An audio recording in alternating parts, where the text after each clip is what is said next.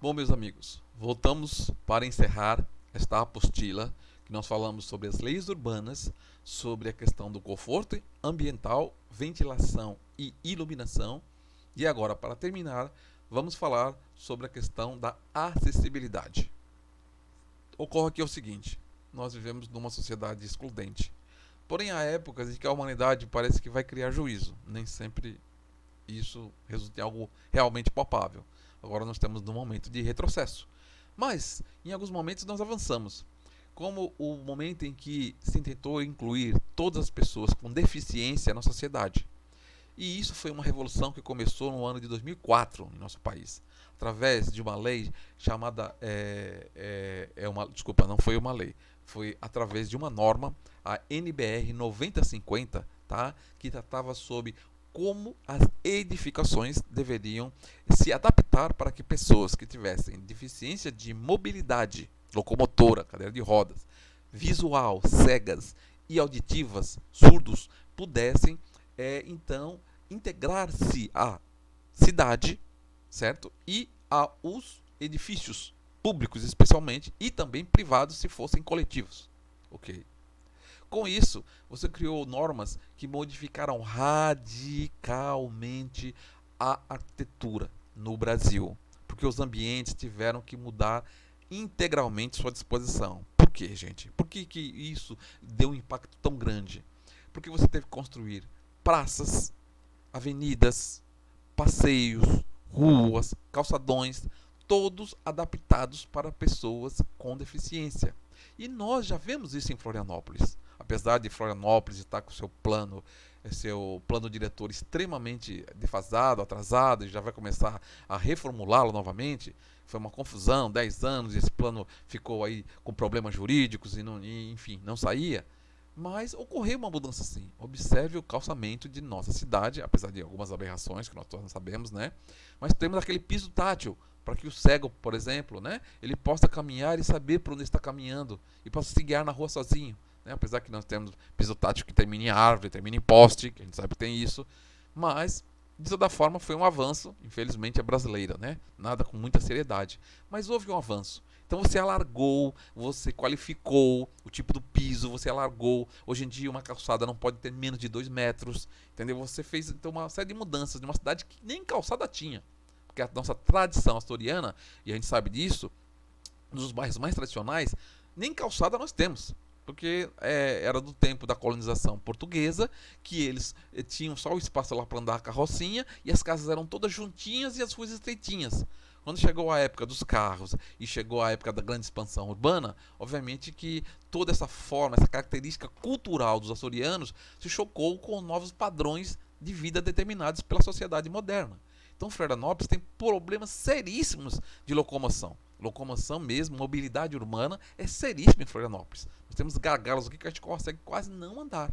Com tudo isso, a cidade tenta se adaptar aos novos tempos e especialmente a essa coisa magnífica que foi a inclusão das pessoas com deficiências auditivas, visuais, motoras, né? E aí você teve que criar ambientes o quê? Maiores e com mais qualidade. Então isso perpassou pelo que, gente? Perpassou a primeira coisa é o seguinte, que se criou um módulo, que é o módulo do cadeirante, que é 80 de largura por 1,20 de comprimento. Obviamente que isso mudou o quê? Toda a circulação dos ambientes. A partir daí o corredor mínimo passou a ser 90, né, para centímetros para quando só anda o cadeirante, e quando você tem um corredor que você precisa andar pessoas que se locomovem normalmente em um cadeirante, ele tem que ter no mínimo de 1,20 m a 1,50 m. Então, isso foram alterações que mudaram completamente as edificações. Aqui, ó, um pedestre e uma pessoa de cadeira de rodas, vista de frente, né? Então, aqui você tem aqui 1,20 a 1,50 m, e quando você tem uma passagem que ela é destinada para 2 cadeirantes, ela tem que ter de 1,50 m a 1,80 m. Ok? Então isso foram mudanças que foram o quê? Mudando a estrutura, mudando a forma, a estrutura e as medidas mínimas que tinham que ter os ambientes públicos e privados de utilidade coletiva, como shoppings.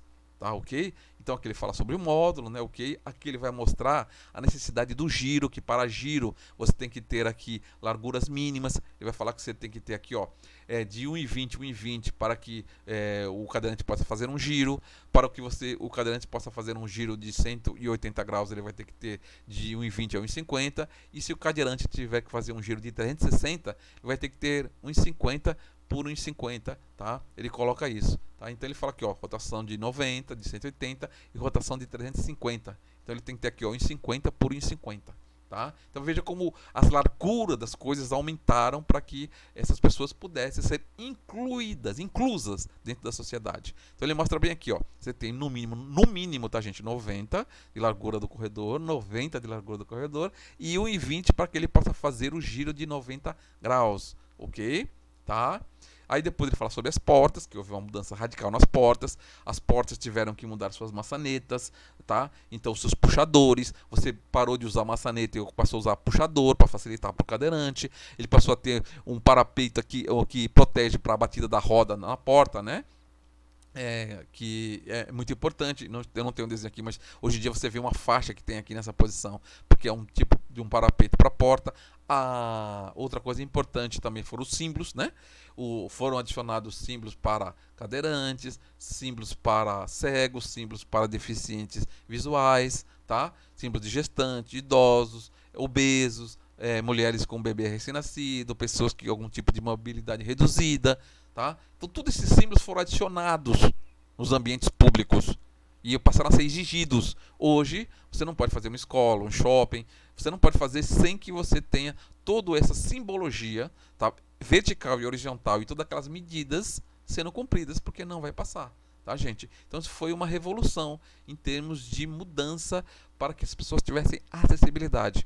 Aqui outra mudança, nas escadas, né? Você teve que fazer esse aumento do corrimão aqui em 30 centímetros para que o pessoal deficiente visual pudesse, então, pegar antes de chegar na escada e poder ler, e pudesse ler aqui, ó, aqui esses negocinhos pretos aqui, para que eles pudessem ler, tá? Ler os significados em braille, que está, né, escrito lá, para que eles pudessem, então, se deslocar. E as sinalizações dos corrimões, e eles passam a ser o quê? Duplos. Tá? Corrimões duplos para facilitar a vida dessas pessoas que têm deficiência, algum tipo de deficiência visual e deficiência de locomoção, tá? Algum tipo de dificuldade locomotora, ok? Aqui ele mostra em detalhes, né, o que são os códigos em braille para as pessoas cegas, né, colocado nos corrimões, né, ok? E aqui ele vai mostrar exatamente que até nas escadas de incêndio, tá? Até nas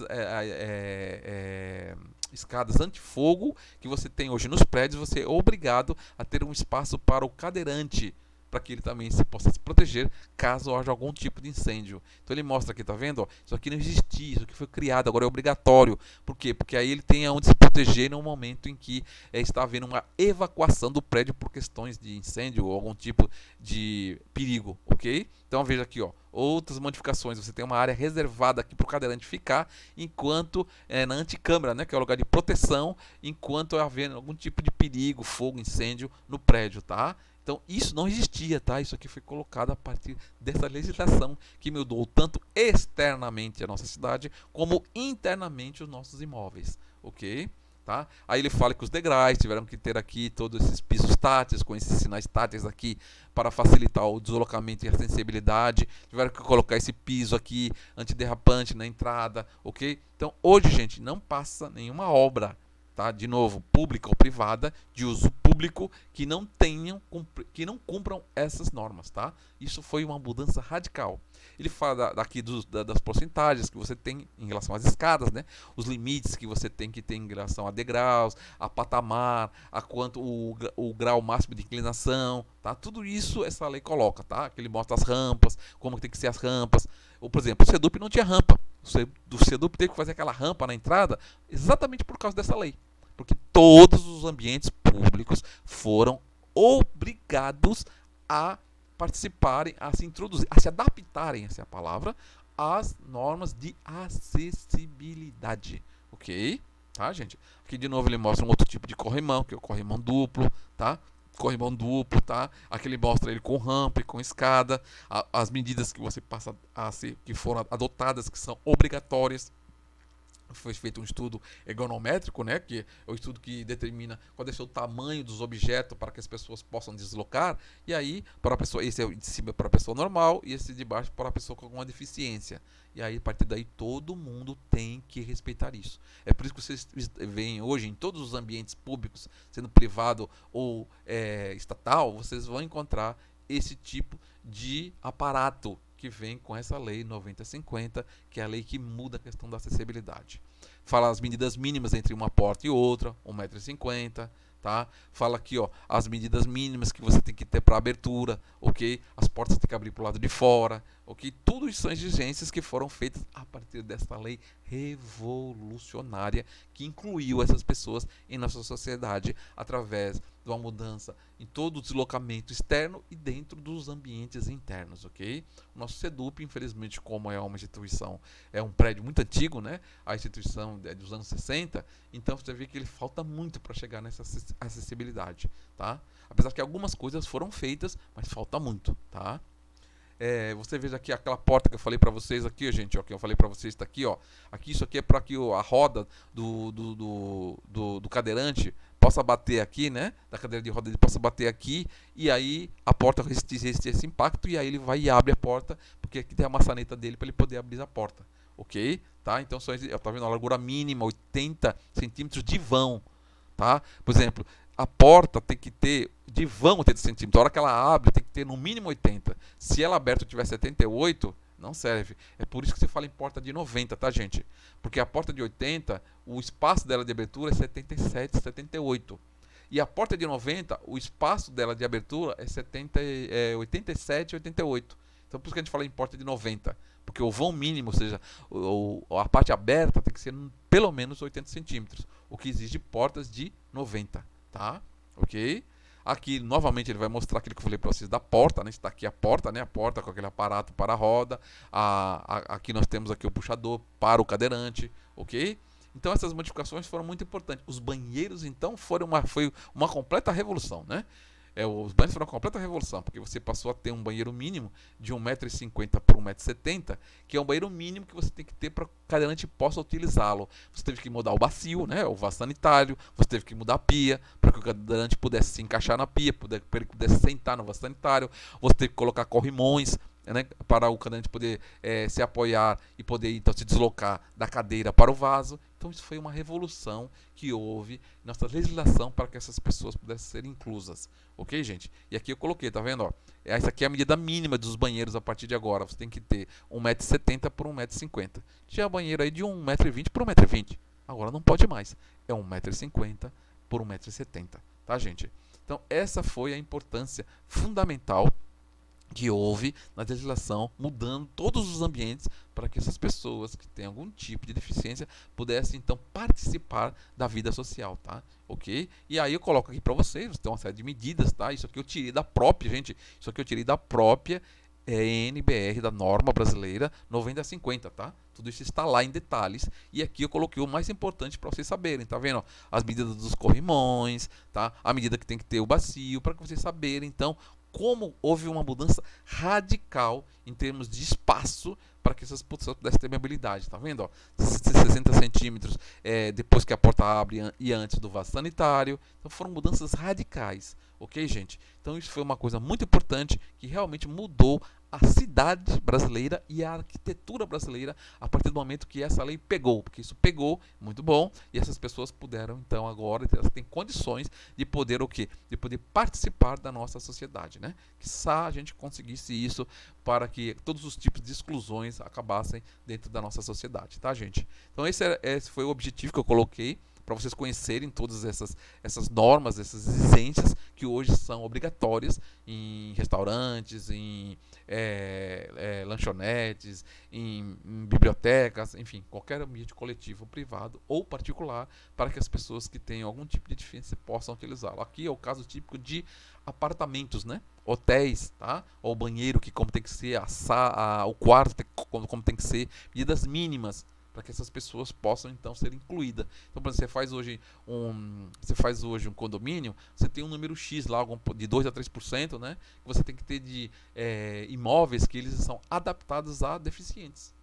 Então isso já é um avanço. Então você já vai comprar e vai ter um imóvel lá, 2 ou 3% dos imóveis construídos já adaptados para deficientes. Então foi um grande avanço e isso foi muito bom para todos nós. Para a sociedade, com certeza, foi muito grande, porque essas pessoas foram incluídas e podem agora ser produtivas e podem participar de nossa sociedade. Gente, com isso, vocês depois agora vão lá, responder lá as questãozinhas que eu coloquei lá sobre insolação, sobre conforto ambiental, né, ventilação e sobre a questão da NBR 9050. E aí nós encerramos mais essa etapa do nosso curso, tá bom, meus amigos? Muito obrigado e uma boa noite a todos.